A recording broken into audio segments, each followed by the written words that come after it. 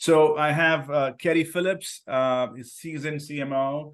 I met him, I don't know, 15 years back or something like that at as part of engagement at Visual IQ actually. And he has gone through, many very well recognized organizations where he was marketing leadership, Allstate, Well Now, where he's right now, Fidelity, what's that site? Angie's List, Discover Financial Services. So he's got a lot of great brands that he's worked for, and he's picked up a ton of best practices and how to navigate complex analytics and attribution in enterprise setups.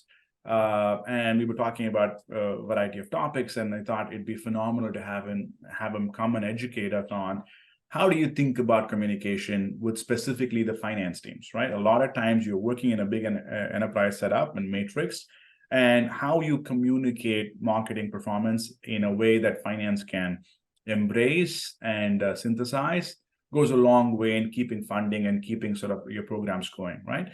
Now, how do you do that in a constructive way? I thought Kerry would be a phenomenal speaker for us to help us kind of get under that. So, Kerry, how would you introduce yourself? Who are you as a leader, and maybe what's your fashion of or style of leadership? No. Sure. Yeah. I would say that I am a digital native. Have been in sort of digital and performance marketing since the very early days.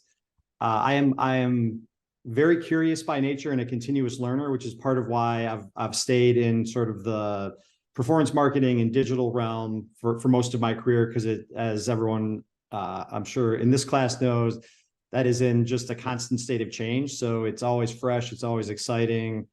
That makes it challenging. You have to stay on top of things, but it's I think it always keeps it interesting and exciting. So if you have sort of that internal sense of intellectual curiosity, then it's been great for me over the course of my career. So yeah, thanks for having me. Great. It's great to be here. And yeah, hopefully you find some of this useful a little bit.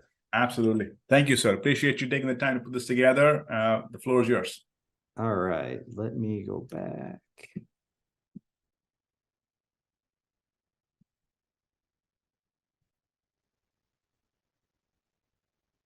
All right. Can everyone see my screen okay? We're good? All right. So my little talk is loosely titled "A CMO's Playbook for Managing CFOs," aka your CFO and you. So you don't have to be a CMO for this. It really applies to any marketing practitioner that is responsible for any kind of budget and delivering results. So I use the term CMO very loosely, so don't think that it only applies to CMOs, but the relationship is important between marketing and finance, and that's kind of the key point around it.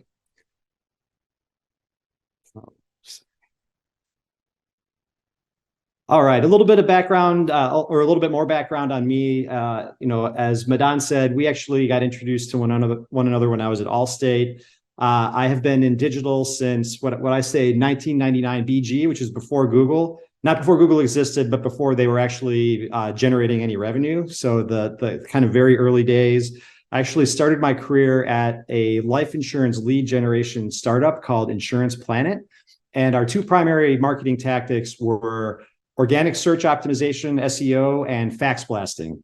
So the irony and dichotomy of that is not lost on me. And when I look back, I can't help but find it to be very humorous. Just the two primary fax blasting, huh? I've not heard that term in many years. Fax. I don't know how many people in the class have heard the word. What's a fax machine? Yeah. Yes.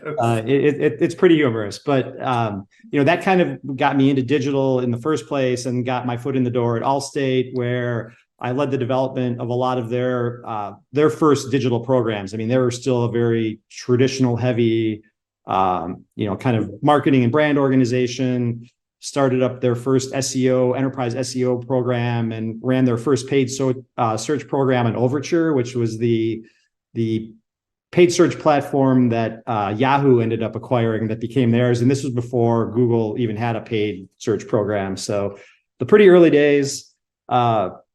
I spent a few years there, moved on to Miller Brewing Company, where I did digital and sort of introduced that into brand portfolio mixes and help brands understand how, you know, how digital could be an important part of reaching their consumer and driving, you know, kind of brand health measures and sales volume that they were looking to do.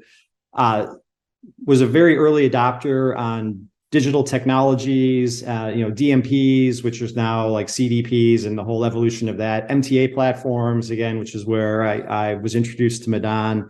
You know, so always kind of along the way looking, leaning into technology, looking forward to and testing out the new areas of marketing and kind of seeing how they could help contribute to business results. So always been a very kind of quant focused, you know, let the data decide, and that sort of applies to you know, how I've navigated a lot of my career, I would say. So that's a little bit about me. What we're going to talk about today is what I would consider to be a fundamental and foundational piece of any good measurement and advanced attribution program. You guys have been through all the class to understand, you know, the different ways that you can test incrementality and incremental contribution and advanced, you know, marketing mix modeling to understand the efficacy and impact of, you know, all of the work that you're doing from a marketing standpoint. But one of the critical inputs into that is kind of that financial component and that financial understanding, because it doesn't matter what your kind of incremental count is if you don't have the right if you don't have the right quantitative economic kind of input into what that is. You know, it's just a number and it loses a little bit of its power and credibility. So, you know, what I have found is that if you, as close you can get to finance and sort of how your company looks at, you know, ultimately not just revenue, but profit, and tie that back to what you're doing, the stronger your case is always going to be to get incremental budget, to maintain budget when there are cuts across the company. I mean, I'm sure as a lot of you have seen, marketing is one of the first places that gets cut because most companies look at marketing as a cost center, not a profit center. We need to flip the script on that and make sure that we can build the case so that finance and other leaders in the organization look at marketing not as a cost center or as an expense, but as a profit center that is generating incremental return in revenue, and that then will insulate your budget and, you know, kind of the work that you're doing from ever being cut. So it's an important conversation, and building that relationship with the finance team, who are generally the ones responsible for creating the P&L sheets that get socialized up through, you know, the executive leadership teams and communicated to either your board or your VC company, or if you're a public company, to Wall Street. You know, it's you want to be speaking the same language and using the same view of profit that they're using versus like a marketing view, because they never line up, and then, you know, you think your results are different than what they're actually seeing. You know, we generated all this traffic and you know, all these sales, and then like sales are actually flat, and it's like, well, where is the disconnect here? So super important. This is an example from the current company that I'm at, and this will vary by industry. It will vary by you know, kind of category and whatever your means of generating revenue is. You know, in e-commerce, it could be like average order value or something like that. You know, marginal return on whatever the product is that you're selling, cost per service. You know, you can sort of translate it to any different category. The key point is that it is capturing all of those important components of the cost that end up getting you down to not just total revenue, but your actual, you know, profit margin. And that will vary also depending on how your company might express that. We express it in terms of EBITDA. Other companies may kind of express it in a different means, but ultimately it's profit versus kind of gross, you know, revenue is what you want to get to.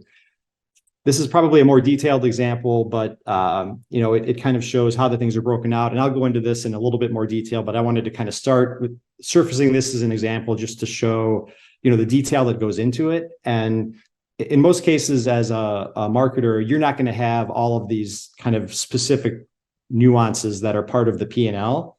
The person that's going to have that, or the department that's likely to have that, is your finance department, because they're the ones that are creating the P&L sheets. So we'll resurface this in a little bit here, but I kind of wanted to start with this as an example to give you some appreciation for kind of what it looks like and what goes into it, and then use that as sort of the leaping off point. So any questions so far? Maybe we'll just for a second, Kerry, just to show the appreciation for this math here. Like at the top is the $121. That's kind of the average income or a revenue from a visit. But that's like gross, like your gross revenue. Yep. Gross revenue. But your EBITDA revenue is what, $45? So out of the $121, what actually goes into EBITDA gets accounted for is $45, right? So that's why you have such a huge, when somebody says the ROAS is 2, and finance people actually have a heart attack, because at $2 ROAS, you're losing money, right? Because you're driving, which means that, you've spent $60 to drive the $120 revenue, but you're only making $45 in that. So which means it's your actual profit is you're losing money on the visit you just drove. So actually accounting for it in a way that finance will appreciate, and you cannot appreciate the bottom line for the business, goes a long way in aligning with finance and the rest of the executive team. And because if you're using a customer acquisition cost in kind of this methodology, we know that what we're spending is going to be delivering that desired rate of return, so that when we're measuring ROAS, it's actually true ROAS based on profit, not ROAS based on revenue, which is that exactly the point Madan was making. That's a very important distinction. It's beautiful. I don't know if you guys can appreciate what he's gone through here. And if you kind of see how he's broken it up, and he's saying, here is basically, look at this number, for example. There is a number that says, here is a profit they want to make. Here is the operating EBITDA per visit they want to make. And this is how unit economics looks like, right? You broke up the unit economics in a way. Now you can take this and say, well, this is what my CPA has to be incrementally, right? My CPA for a visit can be no more than $37.70. That is kind of where you have to start the media planning and trying to get it to the point where it can be a profitable execution from a marketing perspective. How many times have you in your career gotten to a point where you can have this conversation with finance, where you've broken it down like this, and you can start the marketing execution with a pretty good understanding of what the economics need to look like? I would say that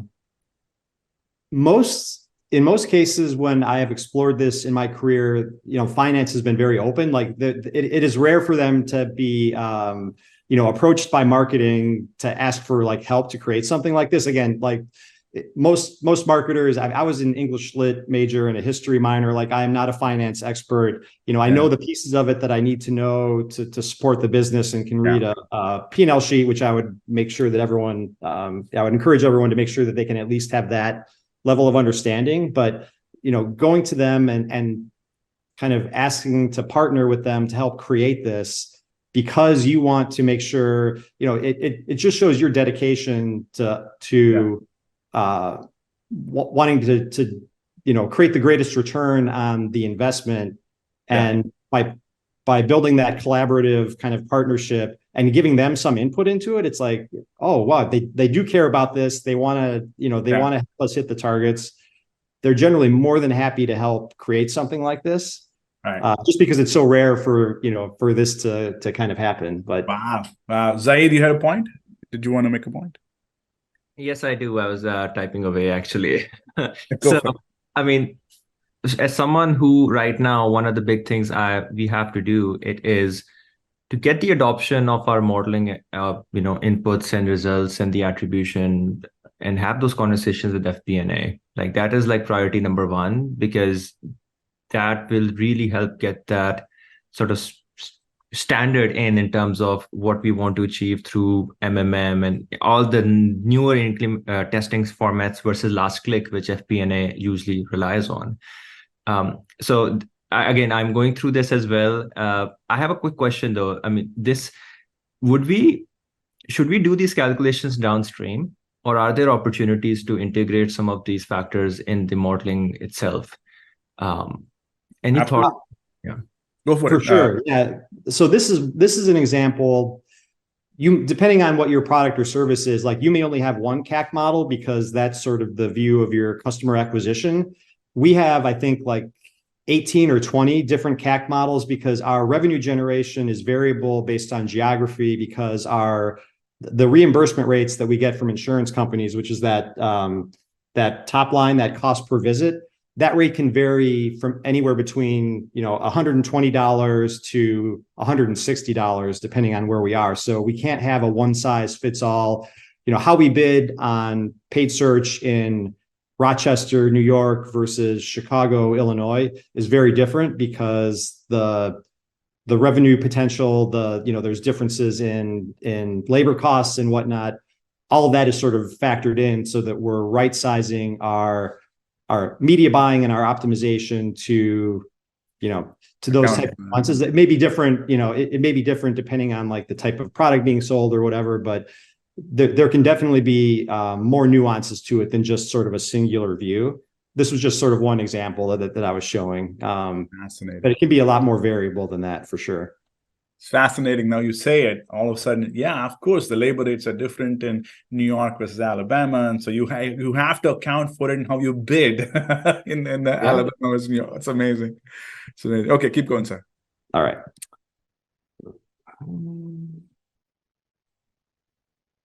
Yeah. So again, a lot of we need to think differently about this and not think that these things are all out of our control, because if we take the right approach, they actually can be within our control. We need to not make excuses for things and actually, sort of proactively try to solve for these things. Don't say, well, finance doesn't get it. They don't really understand marketing. That's very true. But by building the relationship and the partnership and actually having them help inform the way that you're marketing and the way that you're evaluating kind of the return on that, will help them get it. And even if they don't get it, they will appreciate you because they will know that you get it, at least from the financial side of things, right? It helps you not have to try to explain everything because you're always speaking the common language with finance and how they're reporting results up through, the organization. Again, it go back to budget allocation. Finance and FP&A are generally the ones that are the primary drivers of that. You don't have to be a victim in that. You can actually inform that. And if they say, well, we need X amount of growth, and you now can say, all right, I can get you, X amount of additional growth. It might come at a 23% EBITDA return rate versus 25%. It's still going to be profitable. Like, you should never be operating unprofitably. But if there's if there's a desired growth increase and you can't get it at the desired rate of return, but you can still get it profitably, that may be a perfectly acceptable outcome. But you now have the facility and the means to say, yeah, I can get you, a 3% increase in growth, but it's gonna cost us 2% in EBITDA return or whatever. It's really just kind of, don't make excuses, like find the path forward and work through it. And then you've got a rock solid case that, helps you get through any of those difficult conversations around budget allocation or, increase, decrease, and those sorts of things. You want to roll up your sleeves, kind of dig in, and the more you understand the things that are going to sort of influence those decisions that are tied back to, to revenue and ultimately profitability is going to help make your case very rock solid. Now, this is kind of what I was talking about. Great marketing leaders, are or can become excellent cross-functional business people. Like I wasn't a business major. Again, like I said, I was an English major. You don't have to be a finance or an accounting major. You just have to know enough to be dangerous and know enough to speak the language and know enough, to be able to work with the finance or FP&A team to understand, sort of what you need them to help with to produce, what you're going to kind of move forward with. And that will go a long way from a credibility standpoint in the organization. At least it has, based on my experience. And you guys have been through the course, obviously, so you're probably already either asking these questions or you have asked and are answering most of them. But it's critical that you understand your LTV and CAC, and I'll get to LTV in a minute, because that's another pretty significant area that sometimes goes it goes underutilized or misunderstood, or not. It doesn't get factored into the CAC model, but it's a super critical piece, because if you don't build something in around like longer term lifetime value, you're going to be building your CAC around sort of a singular event without understanding the longer term value of what you're generating there. And if you have that built into what you're doing, that will improve that will raise the ceiling on what you can invest, because you're looking at not kind of that short-term value of what that customer acquisition is, but more of the longer term lifetime value, which gives you more headroom from an allowable acquisition cost standpoint. So it's a pretty critical piece to solve for, and not all companies have a really great measure for lifetime value. So that's another one where, as a marketing practitioner, you can kind of take the lead on. You may not be the one developing it, but you can work with finance, FP&A, someone on your BI or analytics team to kind of help understand what that looks like. And then that can be another component that is incorporated into, a more even sophisticated version of a CAC model. I'll pause there for a sec. Any questions on that? All right. So this is kind of looking at it again a little bit more in a breakdown. And I know we talked about some of the different pieces that are in here, but really what you want the model to include is as much of the cost and as many of the things that are going to be subtracted from profitability as possible to get you to that true revenue and kind of contribution margin level, right?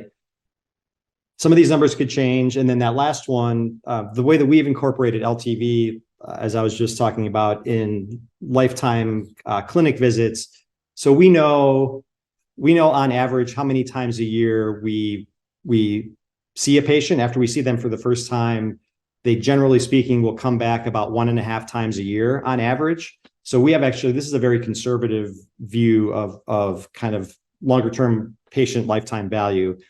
But whether it's repeat order history or repeat purchase history, whatever it is for your particular category, having some understanding of what that is will be a super important input. And basically we use it. You can implement it in different ways. We actually apply it as sort of a multiplying factor in the CAC model.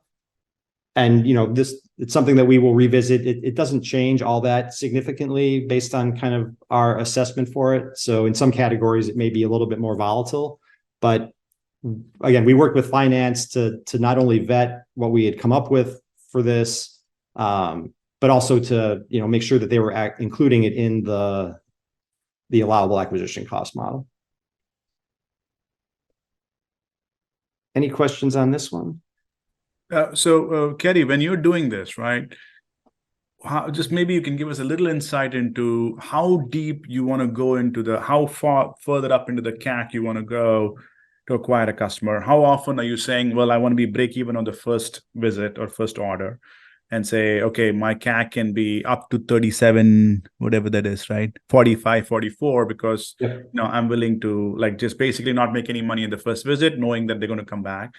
Or do you think about it in time to recover? Like I want to recover whatever I invest in 6 weeks, 6 months, 8 months before, and stuff like that. Well, how do you figure out what is the right LTV per CAC ratio to lean into?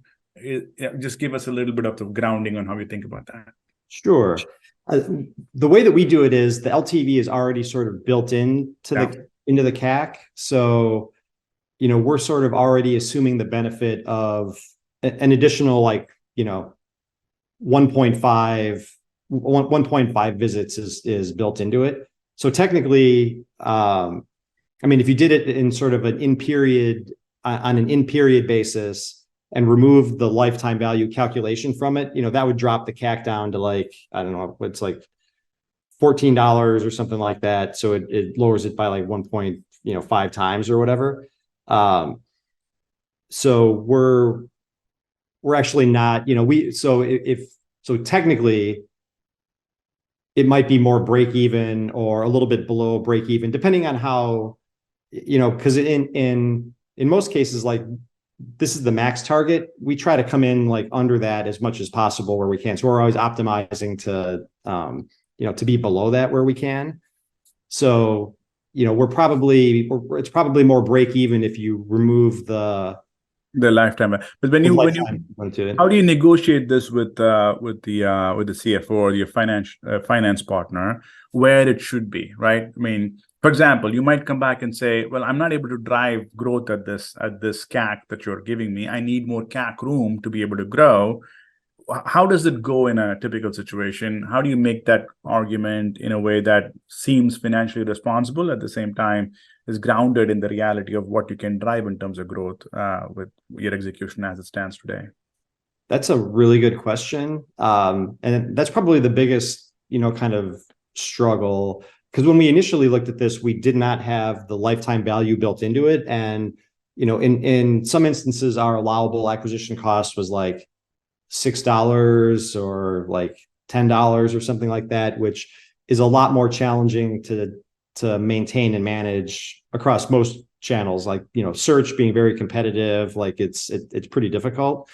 So finance actually was very open to like if, it will limit the amount of growth that we can drive if we're only looking at it in the singular view. So you kind of sell it in as like, they have to take a little bit of a leap of faith that the LTV calculation is correct and everything, and understand that it isn't something that you're going to see from an in-period revenue standpoint, not necessarily. But most, and if you're a public company, that may be a different conversation where there's a lot more hyper focus on, sort of in period revenue versus having a little bit more leash and latitude to think about it over a longer, time horizon. So I can appreciate some of the challenge there, but ultimately it just comes down to a conversation and, understanding where the ceiling is going to be from a growth potential standpoint if you're constrained by not understanding the full value of what you're potentially delivering. Wow. So the relationship you have with your CFO, your finance partner, there is a human element to this. They have to trust you to be able to say, you get the unit economics of the business. You're not going to burn a giant hole in the P&L by just going out and spending like a drunken sailor. Yes. They've got to trust that your execution and it's aligned to the core financial unit economics of the business. 100%. And that trust actually gets more solid the more you involve them and the more input they actually have in it. Right. Like if it was just me, like, all right, here's the LTV model that we came up with, that marketing came up with, you should use it, as opposed to, why don't you, similar to how they're actually helping construct the overall CAC model, right. I want to work with you to help develop the lifetime value model that you believe is, accurate and valid within the context of how you view the world. Right. And, we'll get it blessed by whomever else in the organization we need to, but ultimately finance and marketing, or FP&A and marketing, should be, aligned on what this is. And then if you need to sell it into your, CEO or other, kind of executive leadership, if you and finance are aligned, because generally like they will, kind of defer to finance over marketing when it comes to this type of a decision. So partnering with them is, super critical and goes a long way to helping ensure that there is sell-in across the rest of the organization instead of, well, marketing told me this is what the LTV was, Right. Makes sense. Okay, keep going. Cool. All right. The main point here is that, it takes a little work and it can maybe be uncomfortable because it's not a relationship or a collaborative effort that most marketers are accustomed to doing. But success is in our control if we are proactive and make sure that we develop those relationships and get finance on board as a, sort of proactive and active partner in all of this, and help you demonstrate that you can generate meaningful, ROI in the context of how they look at the world and how they're reporting that information up to the rest of the organization. So again, it's gone up. I can't emphasize enough how helpful it is in any of those conversations around, budget reductions. How much should we be spending? If you've got this as sort of a foundational piece of what you're doing, built into your measurement models and everything else, then, when you're forecasting what the possibilities are, again, you always know that you can be forecasting and projecting based on delivering a profitable return. And where some of the negotiation then comes in is, well, again, we can grow more, but it's going to be at a little bit less rate of return than what you typically would desire, but it's still going to be profitable. So if everyone is okay with that, then we can invest, 20% more and, still generate the additional growth we're looking for, just at a slightly lower sort of margin level.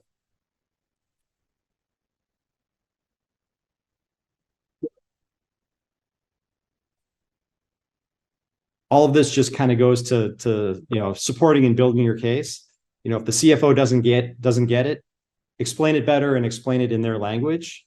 If your CAC is going up, be responsible and own up to it and say, all right, we can't deliver the return that we need right now. We should pull back spend while you figure out how to optimize and do more. Like there can't be this like budget hubris where, you feel obligated to spend everything that, you might have given. There could be other market dynamics. And I think just sort of being a responsible steward of that investment means that in some cases, it may mean that you are proactively recommending that you pull back because you're not generating the rate of return that is desired for the organization. So, in most cases, you hope that it's going the other way, but it certainly can go that way.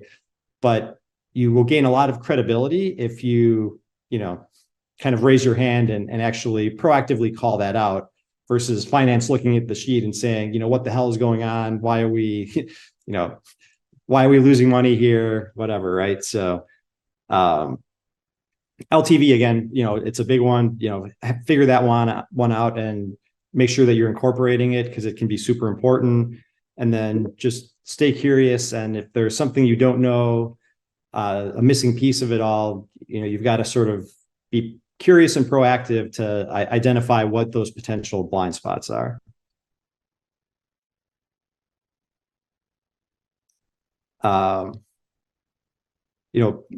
People may argue with this, and as marketing practitioners, maybe we agree with it, but marketing arguably has the potential to have the most impact, across most companies, more so than sales, if you're generating kind of the right leads or, kind of the right volume. So it's between everything else that you guys are learning around how to make sure that you're generating incremental contribution and, it isn't kind of just BAU or gross or whatever, that you're constantly understanding where your margins are, and ultimately that you're able to demonstrate that you can deliver profitable return.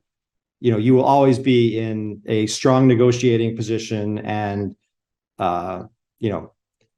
marketing will always have a seat at the table when you're talking about growth opportunities. So that's always been my experience. So with that great power comes great responsibility, but I think everyone gets that, and I think is in good position for that. Okay, just pause for a second. Zaid, go ahead.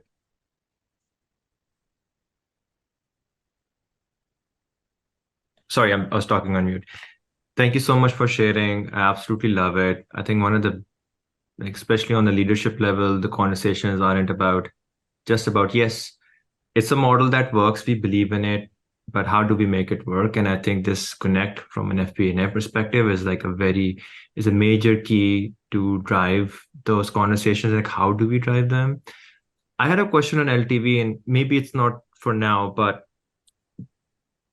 I think there's a lot of potential to figure out how we can incorporate LTV from a measurement side, especially in businesses that have both B2C and B2B. And I think there are conversations happening about how is this LTV helping join those two together? How can we bring someone as a consumer to kind of grow and evolve into the B2B side and sort of seeing that relationship happen? So it's very new to me at this part, but I just want to get some thoughts from everyone. How did they, in their experience, they work with LTV and measurement? Any Kenny, if you want to come off of screen share so we can see. Yep, absolutely. Sorry. So just for context, Zaid is from LinkedIn, so that's where his head is on. So mixing the B2B LTV and the B2C LTV together, I guess that's where his head is at. If you want to, if you have a thought on that, go for it. Yeah, I mean, you need to be able to kind of stitch it together and understand where the value creation is, I guess. So in the example that you kind of gave, it would be taking a B2B customer and then, or a B2C customer and then kind of migrating them over to B2B, almost like a cross-sell type of opportunity. So as long as you know the value of a B2C customer, and you know the value of a B2B customer, and they may be very different, and can kind of link it together to understand what is sort of the holistic value of someone that is, either one or the other, or a combination of both. That's kind of the starting point. And then it's just understanding what does that migratory process look like? Like, how are you able to influence that? Like, how can you convert more B2C customers to B2B customers? What is a reasonable expectation around that, that conversion rate? And then, kind of all of that can be built into an LTV model where you might have to make some assumptions to start off. But if you're assuming that you can convert, 1.3% of every B2C customer over to a B2B customer, and what is the economic value of that, then it can help inform your cross-selling or cross-promotion to kind of do that. And then, you can figure out a way to sort of build it into your acquisition cost model. Because if you have a profile for the typical B2C, member or whatever, it has a high likelihood to convert to B2B, you can build that into the acquisition cost for that B2C user, right?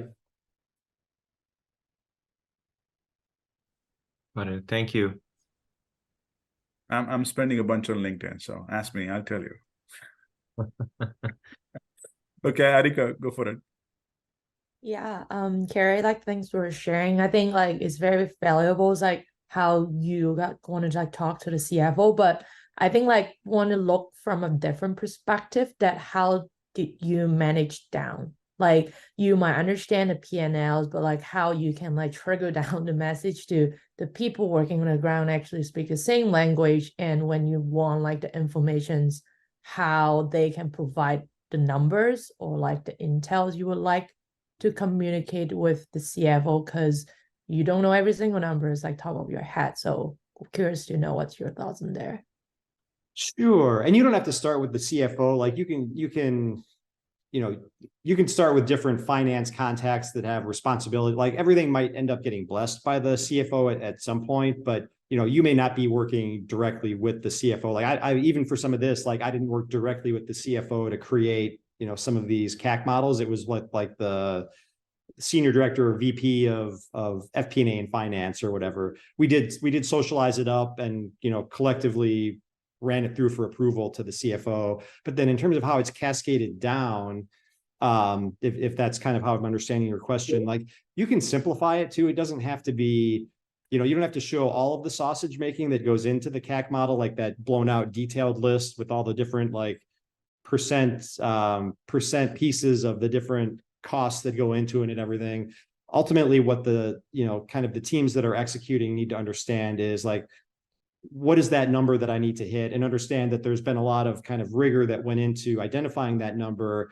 But what they need to know is that, if we're maniacally managing to this number, then everything that we're going to do is going to be, revenue accretive and EBITDA accretive and, kind of profit positive. So that generally is as much information is sort of needed to kind of execute like that, if that's kind of what your question was. Yeah, I think you answer like probably on the finance side, but what about like the marketing side? Because like sometimes they are like for like a search marketer, they like look at, oh, what is the cost per click, but they won't look at like what is the EBITDA CAC in this case. Like Right. how do you like translate a more like top line, what's the business like metrics in terms of like the customer acquisition costs Yeah. to like the people working on the ground, that how they can contextualize it and then pursue that CAC goal? Absolutely. So that's actually kind of the easy part, right? Because as depending on how you're or what you're managing as your kind of conversion event, you apply the CAC model to whatever your outcome event is, and then that ties back to your bid strategy. So you know that you can only afford, a whatever dollar CPC, because you know that traffic coming in on that keyword at that CPC is going to convert at X rate into, whatever the sale or whatever the outcome is to achieve your target, whatever your target cost per acquisition number is. So it makes it easier because you know that if you're managing to that CAC optimization target, that your bidding is going to be right, and however much you're spending is going to be spending to deliver a profitable outcome. So and what I've found is that it makes it easier because you have a very defined target that you want to go after. And the way that search again works is from a platform standpoint, you can set all of the bid controls and everything, whether you're TROAS or whatever, if you're using automated or manual or whatever. There are a number of different ways that you can set your bid strategy to make sure that you're spending to achieve whatever your desired outcome, depending on what your average CPCs are and click-through rate and conversion rate and all that, So Erika, if your question is about the mathematical translation, then we just covered multipliers, right? Just in the early part of the class. How do you translate a financial business currency CAC to a search CPA through the multiplier? We covered that. I don't know if the specific question is if they don't have the language for it. If your search marketer doesn't have the EBITDA language to even speak, because she doesn't know how to say EBITDA and profit and then in a way that's credible. And then, of course, you need more education. When Kerry said that at the very beginning, you need to have some P&L education so that they can understand these words and they can translate that and talk in those in that language with some level of credibility, so that when they end up talking to a finance partner, they don't sound like they're talking Greek and Latin, when your finance partner is speaking like English. So, and even if they don't, as long as they know that like I need to achieve a $6 or $30 or $50, whatever the outcome is, that already has all of the EBITDA and CAC built into it. Like they just need to know that they need to hit that number, and then they know all the controls that they would use in the platform to be able to hit that number, which already has the EBITDA sort of built into it, Yeah, I think like the finance language definitely is one of the obstacles that I've observed so far. The other way, it's like different channels might have different like cost to like really do hit that like CAC, because like search, like like you can use like bid up, like what is the bidding strategies, and then you can get very close to like the TROAS or like TCPA in this case. However, like consider those kind of like outbound like TV or like YouTube, the kind of things like they couldn't like really hit those number, and then eventually just like normalize like how aggregate like all channel across, and then we might be able to achieve the CAC in this case. So I think like finance language is like one piece. However, the other piece is like the complexity of like how different channel might manage to understand the language. And I've seen some companies manage to like do a portfolio manage, to a CAC from a portfolio basis. But if you've got an advanced measurement and attribution model that you're running, like you should be able to get to a point where you have channel level understanding of these things. And again, some of the ones that you referenced are more difficult to sort of directly measure, and you need to use some of the more advanced methods of understanding the efficacy of YouTube versus, Facebook or whatever, especially if you're not in like a DR, sort of direct, pathway situation. But the outcome is the outcome. Like, it doesn't matter what channel is. It's just, you may be able to deliver more volume more productively through certain channels than others based on the overall economics of the channel, the inventory cost or whatever else that goes into it. You might have different conversion rates for different channels, but ultimately, like, your CAC target is your CAC target. And it's just the amount that you would invest in different channels to achieve that CAC target is going to vary depending on channel contribution to everything, if you're looking at it from a channel basis standpoint. Awesome. Okay, that was phenomenal. Great exposition of how do you translate marketing to finance languages. It's amazing. So I know you have to jump. Any final thoughts before we let you jump? No, again, just like, don't be afraid to partner, and you can start not at the CFO level in finance, at a lower level to kind of get in and start asking the questions and asking, for the partnership to help develop it. But again, they generally are very open, and it generally is very well received. And it's a really good look on marketing, because it shows that you really care about profitability and not just spending a bunch of money. So, I've always had really good experience with those interactions, and they've always been very beneficial. So don't be afraid, don't be shy. And yeah, hopefully you found this a little bit helpful, but appreciate the opportunity and appreciate the time. And hopefully you have a good conclusion to the overall class, which looked phenomenal to me. Thank you. Much appreciate that. I'll circle back on the other side of this, and I'll pass on the deck to the team, the class and everything. Thank you so much for putting this. Thanks, together. everyone. Have a great weekend.